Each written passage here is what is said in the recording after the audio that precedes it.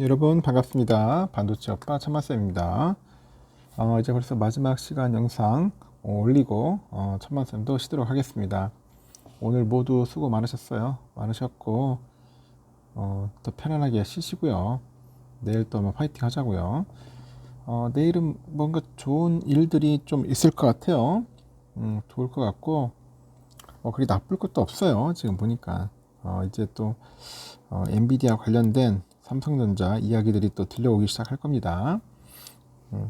오늘 시간에 보니까 삼성전자가 급등하더라고요. 뭐 한 3천 정도 이상 오르고 있던데 그래도 결국은 한 2에서 3% 정도 올랐습니다. 시간에 올랐고 내일 정규장에서도 좀 오를 것 같아요.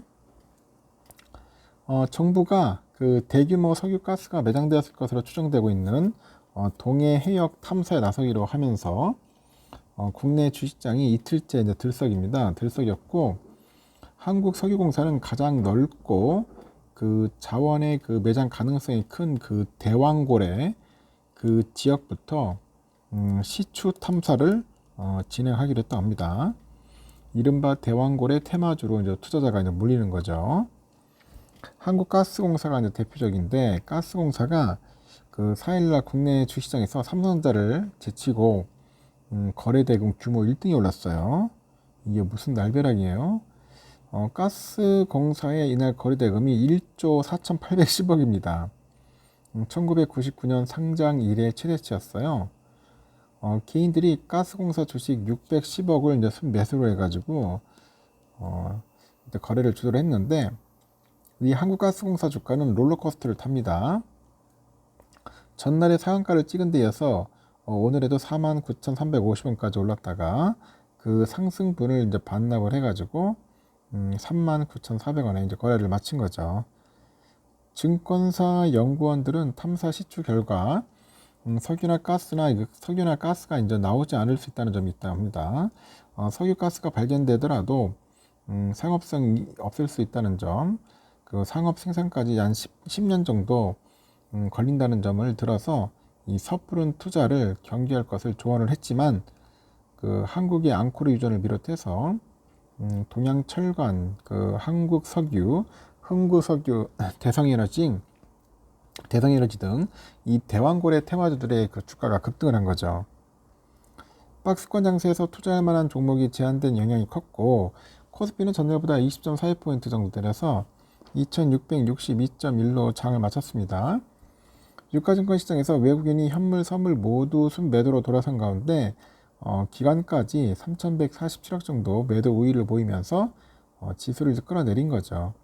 개인들만 5,204억 정도 순매수를 한 겁니다.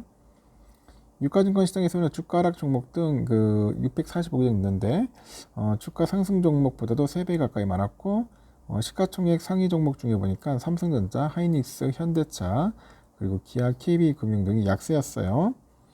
그나마 국채 금리가 큰 폭으로 내리다 보니까 2차전지하고 바이오 뭐 등등해서 상대적으로 덜 주목받았던 이제 성장주들이 이제 기지개를 핍니다.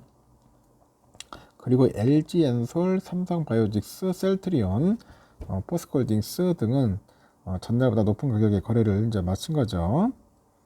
코스닥도 상황도 비슷해요. 코스닥은 전날보다 1.12포인트 올라서 845.84로 장을 마감을 했는데 이 코스닥 시장 상장 종목 중에 주가가 하락한 종목이 1068개입니다. 오른 종목보다 2배 넘게 많았고요. 코스닥에서는 외국인들이 988억 정도 순매수했고 개인들이 823억 그리고 기관애들이 82억 정도 팔자에 나섰죠.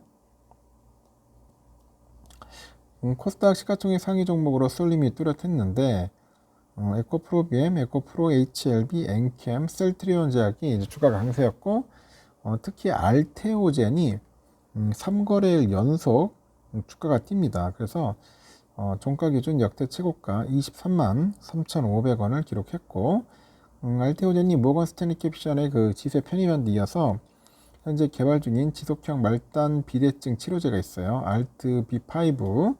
이 연구 결과를 미국 학회에서 발표하다 보니까 투자 심리를 자극을 했네요. 국내 주식시장이 이제 전반적으로 지지부진한 흐름인데 미국 고용지표에 따라서 변동폭이 커질 수 있다고 합니다. 그래서 오늘 밤에는 그 미국의 노동부가 이제 4월 9일 이직 보고서가 있어요. 이걸 공개할 예정이고요. 5일 밤에는 비농업 고용 현황을 알 수 있는 ADP사의 5월 전미 고용 보고서 나옵니다. 미국의 공급관리협회 ISM의 올해 5월 제조업과 그 구매 관리자 지수 PMI가 예상치를 이제 큰 폭으로 밑도는 등 경기 둔화 가능성이 불거진 상황이라고 봅니다. ISM 제조업 그 PMI 등이 이제 잠자고 있던 그 경기 리스크를 깨우면서 주식 채권 외환 원자재 시장에 중요한 게임 체인저 역할을 했다고 생각을 한다고 하는데, 앞으로는 발표될 5월 고용 지표랑 그 소비자 물가 결과에 따라서 9월의 기준금리나 불시가 더 타오를 수 있을 것 같다. 그렇게 증권사에서는 예측을 하는 것 같아요. 다만 경기 둔화라는 나쁜 소식이 기준금리 인하 기대감을 키워가지고 주식시장에 긍정적으로 작용하는 현상이 지속될지도 미지수다. 그런 의견도 있고요. 미국의 하여튼 그래요. 지금 하여튼 금리가 참 어떻게 될지 모르겠지만 금리 떨어지면은 나쁘진 않은데 결국은 또 이게 또 경기 침체하고 맞물리다 보면은 또 어떻게 흘러갈지도 상당히 궁금해집니다. 지난 2달 동안 나쁜 뉴스가 증시에는 호재였는데 성장이 너무 악화되어 버리면 또 나쁜 뉴스가 그대로 악재로 작용할 수 있다는 겁니다. 악재로. 그런 점도 참고하시면 될 것 같아요. 또 오늘은 코스피는 빠지고 코스닥은 조금 오르는 그런 아주 이상한 모습을 보여줬고, 현재 보니까 유럽은 빠집니다. 영국 0.48%, 프랑스도 0.87%, 독일도 1.16% 시원하게 내리고 있습니다. 필라는 오늘 새벽에 보니까 좀 아쉽지만 좀 빠지면서 약간 좀 올라왔어요. 그래도 0.57% 올랐는데 오늘은 좀 빠질 것 같아요. 한 0.5% 빠지지 않을까 지금 예상합니다.